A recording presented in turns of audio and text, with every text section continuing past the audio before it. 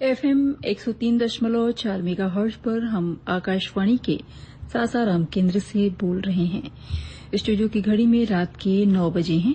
हिंदी वार्ता कार्यक्रम में लीजिए सुनिए भारतीय संस्कृति में दुर्गा पूजनोत्सव, इस विषय पर वार्ताकार पंडित राम अवधेश चतुर्वेदी से वार्ता।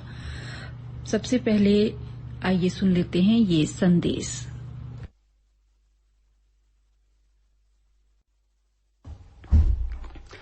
जगत के निमित्त और विवर्तोपादान कारण सच्चिदानंद पर ब्रह्म की स्वाभाविक जो पराशक्ति है वही शक्ति तत्व भगवती है। अर्थात उस ब्रह्म को सृजन करने की जो शक्ति प्रदान करे, पालन करने की जो शक्ति प्रदान करे और नाश करने की जो शक्ति प्रदान करे वही भगवती है। दूसरे शब्दों में भगवत शक्ति ही भगवती है। इस भगवत शक्ति के 4 अर्थ हैं। पहला अर्थ है भगवतः शक्ति भगवत शक्ति। इस षष्ठी तत्पुरुष समास वाली व्युत्पत्ति से ज्ञात होता है कि भगवान की मूल शक्ति ही भगवती है।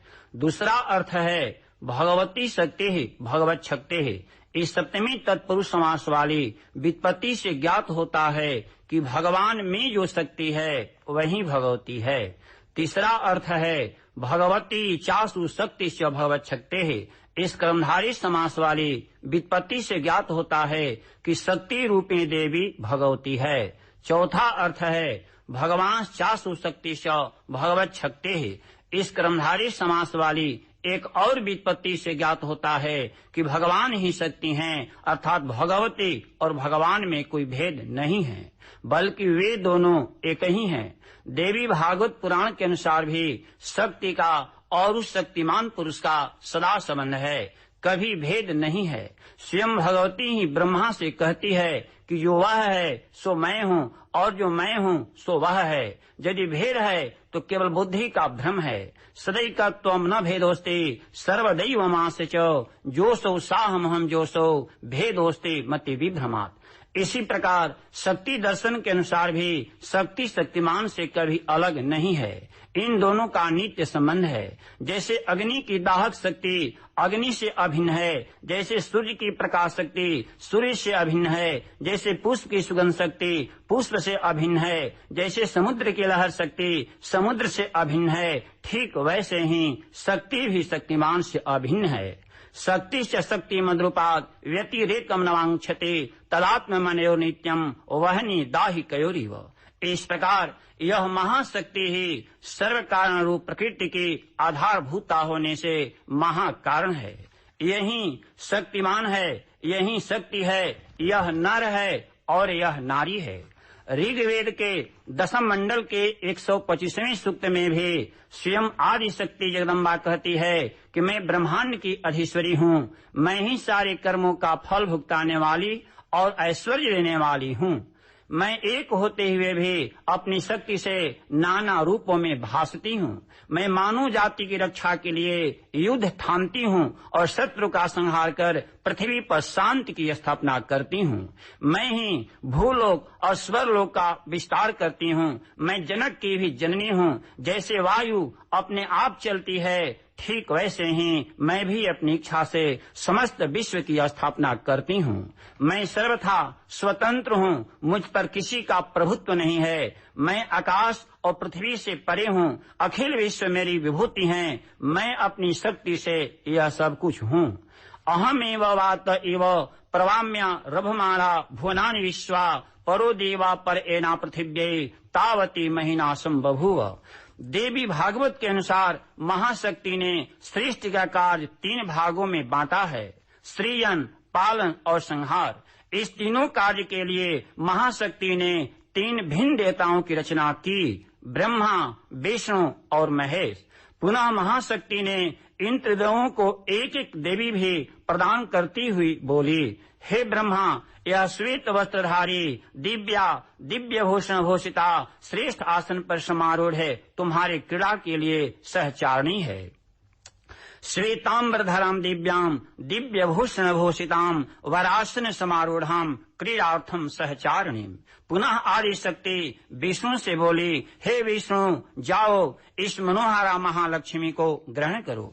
एतोक्त्वा मां जगन्माता हरिम प्राह सुचिस्मिता विष्णु ब्रज गृहाणे माम महालक्ष्मी मनोहराम। पुनः महाशक्ति शिव से बोली, हे हर, तुम इस महाकाली मनोहरा गौरी को ग्रहण करो और कैलाश बनवाकर यथेच्छ विहार करो। गृहाण हर गौरीम त्वम महाकाली मनोहराम कैलाशम कारित्वा च विहरस्व यथा सुखम। शंकर प्रिया, यह महागौरी ही दुर्ग नामक महादैत्य का संहार करने से इस संसार में दुर्गा देवी के नाम से प्रसिद्ध हुई। तत्रैव च वधिष्यामि दुर्गमाख्य महासुरम दुर्गा देवीति विख्यातम तन्मे नाम भविष्यति।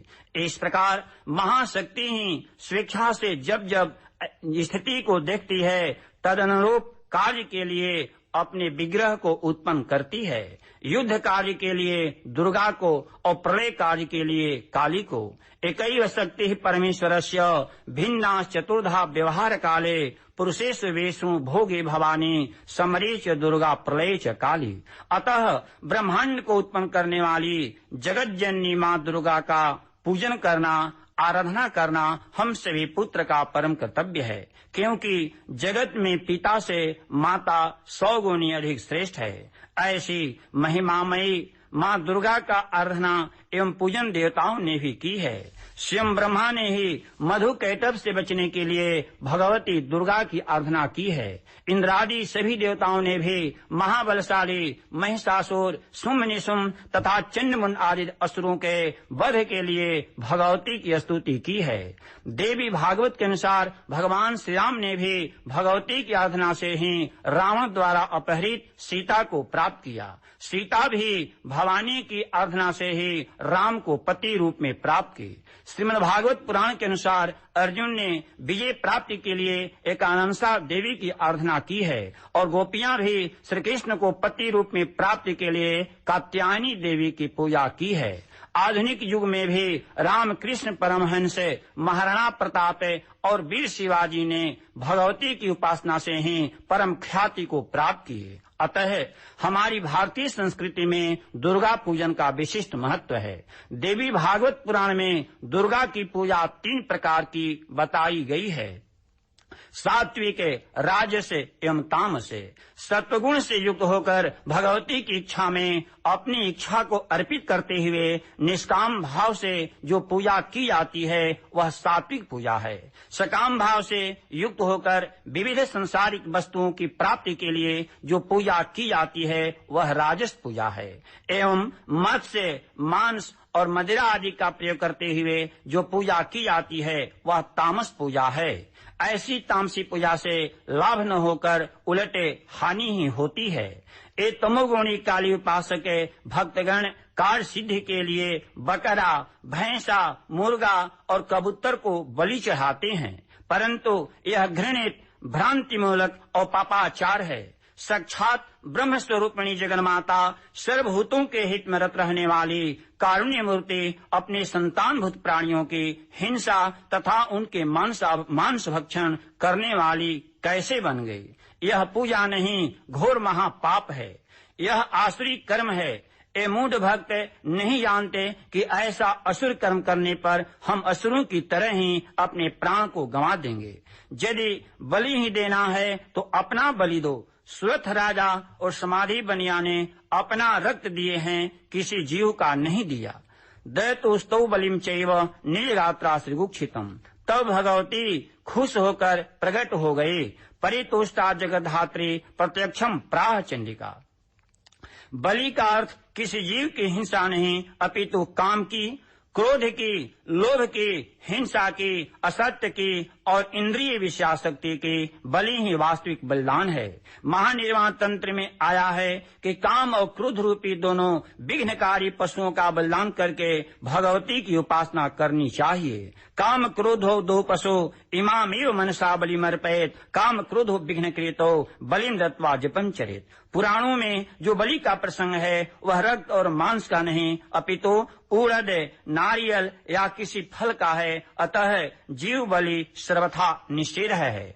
माँ दुर्गा की आराधना के लिए मार्कंडेय पुराण से निःसृत 700 श्लोकों वाली दुर्गा सप्तशती धर्म, अर्थ, काम और मोक्ष चतुर्विध फलदात्री परम उपयोगी ग्रंथ है। इसका पारायण करने से सभी मनोरथ पूर्ण होते हैं। दुर्गा सप्तशती के सभी ये श्लोक महामंत्र हैं। मार्कंडेय पुराण के अनुसार दुर्गा पाठ करने वाले साधक को जितेंद्रिय, सदाचारी, सत्यवादी, दयालु एवं भूषाई होना चाहिए। इस अनुष्ठान में 9 कुमारियों का 9 दुर्गा का स्वरूप जानकर पूजन करना चाहिए, जो कि 2 वर्ष से लेकर 10 वर्ष तक उम्र वाली हो। इस प्रकार भक्ति पूर्वक माँ दुर्गा का पूजन करने वाले साधक की पुत्र पौत्रादि संतति इस भूतल पर सुख पूर्वक तब तक विद्यमान रहती है जब तक पहाड़, वन, कानन और यह पृथ्वी टिकी हुई है।